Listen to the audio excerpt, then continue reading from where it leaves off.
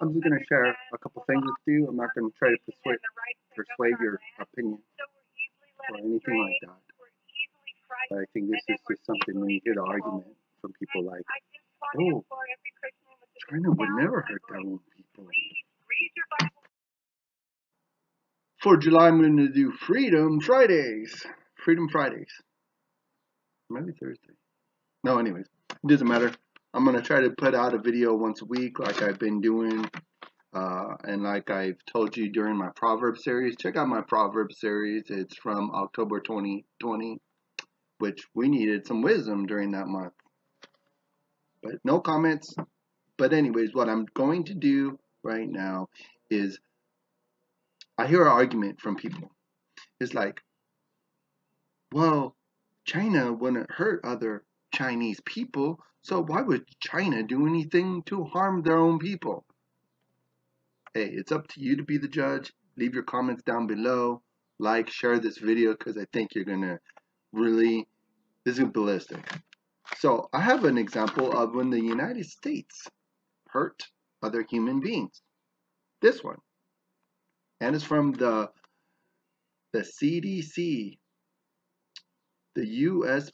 Public Health Service syphilis study at Tuskegee, sorry, probably not saying that right, Tuskegee. But anyways, this is a prime example. I'm going to try to read it really quick. It says in 1932, the USPHS, working with the Tuskegee Institute, began a study to record the natural history of syphilis. It was originally called the Tuskegee Study of Untreated Syphilis in the Negro Male, now referred to as the USPHS Syphilis Study at Tuskegee. So, I want to encourage you to look it up yourself. I'm not going to talk too much about it. The thumbnail I used for the video was something random that inspired this whole study that I've done, and I want to encourage you guys to do it for yourself. But I'm going to break it down. 1932, they did the study. By 1943, they figured out that penicillin treats syphilis. In 1972, Associated Press story, the study was published as a result of Assistant Secretary of Health and Scientific Affairs, the Health Department, 1995. So let's just do the timeline. The timeline, the United States Public Health Service engages the Tuskegee Institute in Macon, Alabama in the USPHS Tuskegee Syphilis Study. Mid-1940s, penicillin became the treatment to treat syphilis, but men in the study are not treated. And remember what I said, either the study was done on black men. So when people tell me, oh, well, humans cannot hurt other humans, this is an example, this story. 1972,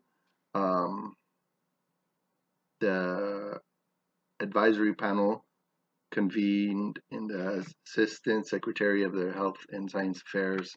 In 1997, the President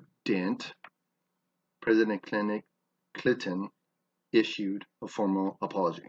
Okay. Look into it yourself. You probably hear about it all the time. And this is some people's justification for not getting the experimental shot. An experimental shot. Okay? That's what you want to do. You could do it. I mean, this is pretty much like what they call it is a clinical trial.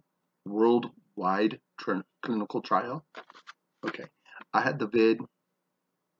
I trust and have faith in God that my immune system has antibodies against it in whatever delta, alpha, gamma frickin' variant.